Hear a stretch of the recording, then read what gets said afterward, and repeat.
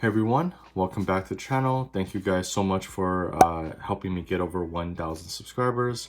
As promised, this is the Q&A video where I respond to your guys' questions left in my previous video. Thank you guys so much, and let's get started. The first question actually comes from Egon. I actually see you a lot in my comment section, so thank you so much for watching my videos, Egon. The question is, what do you think about the new trainer gallery cards and new alt arts?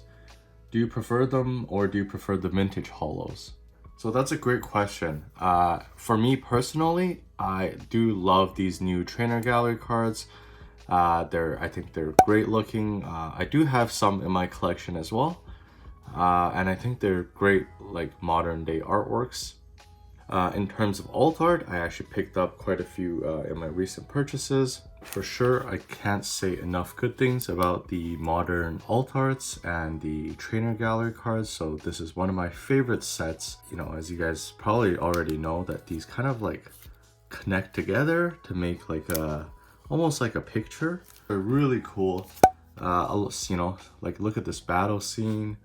You know, I can go on and on. I think these are some of the best artworks that we had in the hobby. Alternative arts are very dynamic. I really like seeing, you know, Pokemon doing its sort of own thing in the wild, or, you know, not even in the wild, but or even in the city, like integrated into sort of modern day culture, or even like, you know, living among humans. I think it's a great idea. It's actually reminiscent of these E-series sets. You know, this can look like a alt art drawing, so I think that's a reason why I'm also attracted to the Aquapolypse and the E-series sets, just because that artwork is so nice. But you know, we're seeing it so much more with our sets from recent years. You know, if I had to pick one, would I pick trainer galleries and alt arts or some of these more vintage holos? In honesty, I probably have to go with the sort of vintage cards. You know, in terms of artwork, I think that the modern day cards will definitely take the cake for that. I think they're, you know, obviously beautiful. These cards, it's because I grew up with them. You know, especially these level X cards, and you guys know I love talking about my EX cards as well. So since I had them as a childhood, I have this natural attachment to them.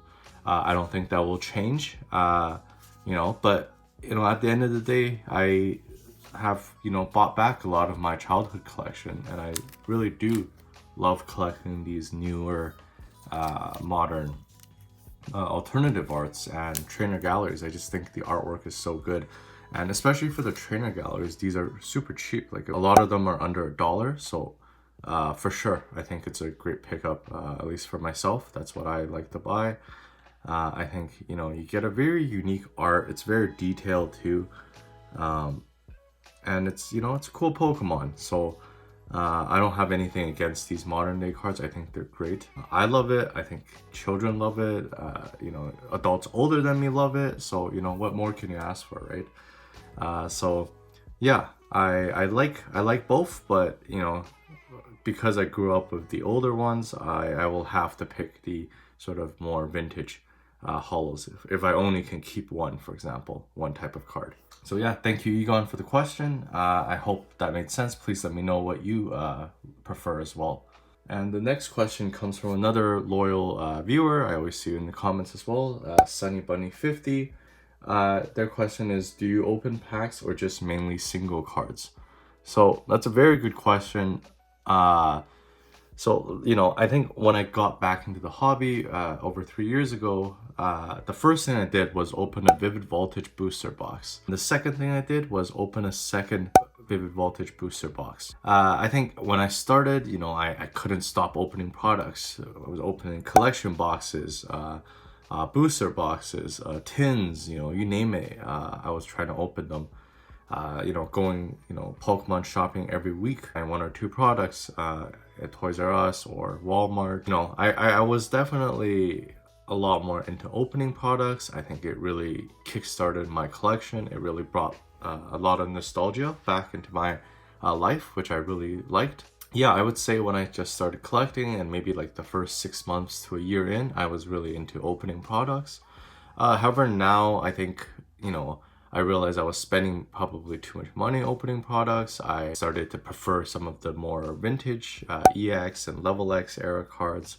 So now I'm primarily buying more graded cards and raw singles from maybe the Sun and Moon era or the X and Y era. So I think I've been a little bit more tame, if that makes sense, and not spending too much money opening product, because usually as many of you guys might know, it's not the best financial decision, as your expected value is usually negative, so you're likely going to lose money. So ultimately I want to grow my collection without breaking the bank too much. So I think just buying the singles and buying the graded nines are some of my ways to obtain that goal.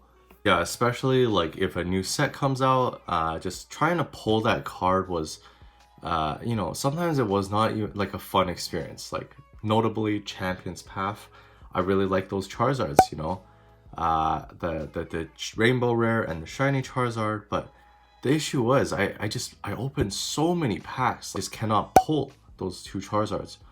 At the end of the day, I just bought them later on as raw cards, and yeah, and that was that. So I think some sets really deterred me from opening. However, of course, I still enjoy opening. My partner gets me ultra premium collections here and there, so really thankful for that. I still get to open products on occasion, and I think I'm a lot more responsible, I think, when it comes to just buying products to open. I usually have mindset that it's just for fun. For my serious collections, yeah, I usually have to stick with the graded cards because I just can't afford opening packs. So for some of these cards like the Groudon or Quaplips and even Hidden Fates, a more modern set now, I can't justify myself spending hundreds of dollars, even just hundreds of dollars for one pack and trying to open and pull the chase card. So that just doesn't make sense. Like this is 1 in 72 packs, so imagine 72 times like a few hundred, right? And so that becomes really ridiculous in trying to open packs to obtain some of these chase cards. So I think financially I just kind of decided that I'll put more of my collecting money and investing money in Pokemon into just buying the raw or already graded cards. And for fun, I'll occasionally open products here and there, but not nearly as often as I just started. So I hope that answers your question. Thank you so much for watching, Sunny Bunny. Let me know what you collect. All right, the next question comes from another very loyal viewer, Purple Raikou. Thank you so much, Purple Raikou. Love chatting with you about the hobby. Their question is, what are a few of your favorite Pokemon? Mine are Raikou, Golduck, and Umbreon. That's a great question. I love quite a few different types of Pokemon. For sure, the one you mentioned are definitely really sick. I love Raikou and Umbreon especially. For me personally, some of my favorites include Groudon. So I actually brought some cards over for this video. Groudon was obviously a sort of more of a later gen Pokemon. Wasn't part of Gen 1 or Gen 2, but this was what I saw on TV. Like I remember holding this card when I was a kid and watching the anime, and it was just so nostalgic. So obviously I then decided that I needed these Groudon cards. They remind me so much of the era I grew up in. I remember seeing how cool these legendaries were on TV, and I just I felt that this might be one of the reasons why I really like Pokemon, is this was what was introduced to me, right? So then naturally Groudon became one of my favorite Pokemon. My other favorite is Dialga. So Dialga was also in a similar era, introduced in the Diamond and Pearl era, so a bit later than the EX series, but honestly still very solid picks for me. I love Dialga and Palkia, but especially Dialga. They just look so cool in the anime. To add on, I do remember opening these Diamond and Pearl packs which had Dialga and Palkia on the pack art, and being able to pick up one pack like maybe every month at most, because you know, that was a blast. Just getting one pack and seeing that pack art really gave me a kick out of it. So for sure, these two Diamond and Pearl legendaries are a pick for me. And I would say the last favorite Pokemon would have to be Charizard. So like many other collectors, Charizard, you know, was obviously always on TV with Ash. So cool in the anime, Charizard fighting alongside Ash. I know they print it a lot. These are Gen 1, and it's what most people grew up with. And you know, it's a fire-breathing dragon, right? That's like the perfect recipe for a awesome card. Despite the overprinting of Charizard, it still remains a personal favorite within my collection. And yeah, I hope that answers your question. Thank you so much, Purple Raikou, for asking and always commenting on my videos. You know, love chatting with you. All right, our next question comes from Warren, as well as Robert, who also wanted to know the answer to this question. So his comment was, love the channel. On protecting your cards, do you always double sleeve or only for your most valuable cards? Thanks. Yeah, so thank you for asking this question. I actually get this question quite a bit. For myself personally, you know, it really depends in what context. I double sleeve before just for the extra layer of protection, and mainly because I didn't want dust to get into the top of my cards. So what I mean by that is, you know how the top loader is open from the top, and then penny sleeves also are open from the top, right? So that's the raw card there. So I don't like how dust can fall in and potentially sort of accumulate there and then cause scratching over time. So then I made a video on double sleeving Pokemon cards to prevent, sort of to provide a 360 protection for the card. However, you know, with some of the lower value cards, I don't really double sleeve. So generally I would only double sleeve for my more valuable cards. Especially, it also depends on where you store your cards.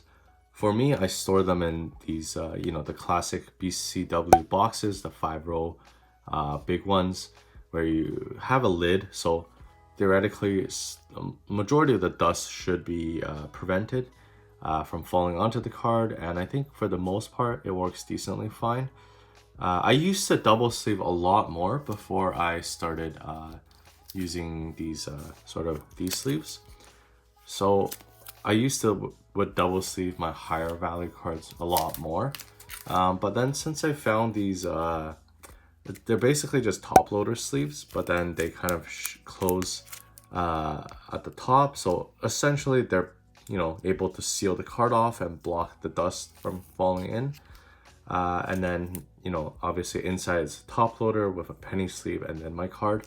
So I think it still has the same level of protection. So basically dust can't access the card, which is ultimately what I really wanted. So yeah, to answer your question, I would only usually double sleeve for more valuable cards. However, one caveat is, in, you know, recent times I noticed double sleeving sometimes is possibly a bit more risky. What I mean is that, you know, the inner sleeve is a perfect fit. So it generally hugs the cards a lot more tighter. It's a lot, not a lot, but it's, you know, a bit more difficult to fit the card into the inner sleeve just because the fit is essentially perfect, right? So I get a little scared that it might damage the card or cause, you know, maybe a little bit of whitening up, maybe just because of the in and out of the inner sleeves. And yeah, so then I guess like I slowly shifted to just using a penny sleeve, having the card be able to have a little bit more room to move, so it won't get you know, restricted, if that makes sense. I don't think the cards will move this much, you know, in this conformation. So I think the protection is sufficient. You know, I think it's optional totally if you want a double sleeve or not. So I'll leave it there. But yeah, I have double sleeve before. Like I've double sleeved this one several times with different brands, including Dragon Shield and KMC sleeves. And you know, ultimately these turned out fine. Like I think I left it for 2 years in a double sleeve and it still grades fine. It's really up to you. If you don't have access to this, I would recommend the double sleeve, just so your cards don't get exposed to dust. The next comment comes from LMD Collectibles, and they wrote, "Hey, could you help give me tips on thumbnails and stuff? I'm starting off and I don't really know how to make thumbnails. Thank you." Yeah, for sure. So by no means do I feel really qualified to give this type of video creation, I guess, advice, since I am a super small channel and it's not like I get a crazy amount of views. So take that with a grain of salt. I'll try my best to answer your question. What I found was that Canva, if you go to canva.com, it's a great free service where you can make thumbnails. And it's almost like a PowerPoint software, but I find that it has a lot of tools that you can use and it's really intuitive, so anybody can get started, in my opinion. You want to use 1920 pixels by 1080 pixels as your dimensions. So this fits the YouTube sort of frame, the thumbnail frame perfectly well. From the videos I watched in making thumbnails, they suggest less than 4 words. So for this video, I'm not following it, but as you can see from some of my more recent thumbnails, I'm trying to stick with that rule just to have like a center idea and try to use words that's not covered in your title. I think the thumbnail is especially important, especially I think it often dictates whether viewers will want to click on your video or not. So definitely making a really appealing thumbnail is important. So I try to use more vibrant colors, and especially in my latest thumbnails, I try to just use thumbnails that stand out, and just simplicity is key, I think. So you can see back then I had really weird and sort of non-aesthetic thumbnails. I think recently I'm trying to be a little bit better about it. I'm not artistic by any means, but I'm trying to make just a simple, clean thumbnails with just like a few words to get the message across. So it seems like it's been working from my YouTube results, so my view counts and click-through rates. However, I don't think I'm an expert on this. And the next question, Jason Yam asks, what do you think of the overall Pokemon card collecting community here in Vancouver in terms of people, price, and selection that people sell here? So that's a great question. Thanks, Jason, for submitting that. So I've only been to one card show, so it's hard for me to say for sure. But with my limited experiences, what I would say is that I think people here are super friendly as well. I've been watching a lot of the vendor POVs recently. Shout out to the Bulbasaur. They actually commented on one of my recent videos, which made me really happy. But like, it seems like there's a lot less higher end products here. I would say down in the States, especially in collecticons, maybe like the actual sort of caliber of some of the cards are higher and the grades are higher, right? So you have a lot more, I would say, rare Pokemon cards like Gold Stars and EX Level X cards. However, here what I found was that the average price for the slabs are quite a bit cheaper. In the show that I went to, I reviewed it. I'm sure you probably saw the video where I went to the card show, but that's one thing I noticed. I feel like the actual average price per slab is lower. But I think we do have a lot of singles sellers. I was overwhelmed by actually the amount of people that had binders. So I think in terms of raw cards, maybe we have quite a bit of raw cards. I think the other reason is, we don't have as many graded cards because PSA is located in the US, right? So if you want to grade your cards, there's a huge delay before. And you also, I feel like it's less favorable for sellers here in Canada to grade and then sell their cards in Canada, just because, there's a lot of back and forth. That's why I think the US conventions have a lot more graded cards in their shelves. I would have to say some of the prices were a bit higher from some vendors. However, the deals that I made were, I would say, pretty fair. So they actually gave me slightly under market value, which was great. Was able to close some deals, especially when I bought the sometimes I buy 2 cards, so there's a bit more wiggle room there. I did see quite a few vendors price their cards quite a bit higher than eBay prices, even for like their graded cards, which have, I think, a bit more established price history. You know, for example, one vendor, they were selling their Mew card for 150. They were, I think, decently firm on it, but I see it sell for 100, you know, even $90 quite often on eBay. So that was a little strange, that price discrepancy.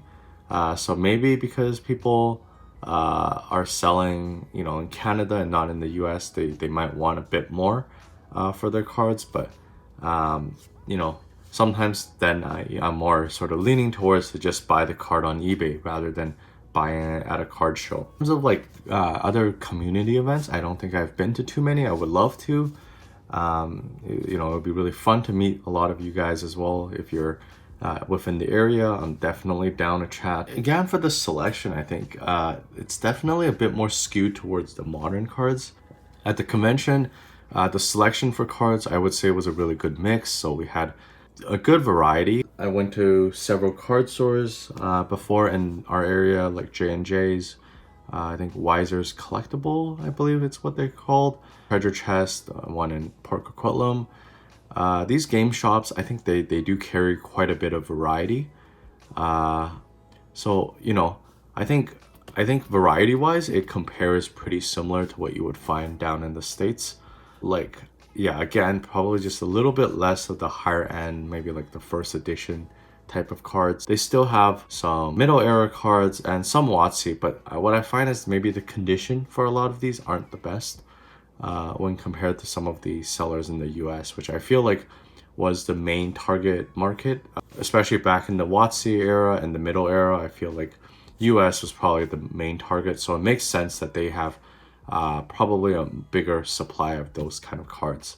Yeah, that's just what I've noticed. If you just search on eBay, right, there's so many more sellers in the US than compared in Canada, right? So I think for sure it's definitely a bigger thing in the US, and you know, I think that's just the reality of our market here. Yeah, and I think that's all the questions. Thank you guys so much for, again, watching this. If you made it this far, I really appreciate you guys. Please consider leaving a like and subscribing, and checking out my affiliate links to websites that I use and trust. Yeah, if you have any additional questions, please consider leaving it in the comments and I'll be happy to answer it, or if you have any follow-up questions. And yeah, thanks everyone. Peace.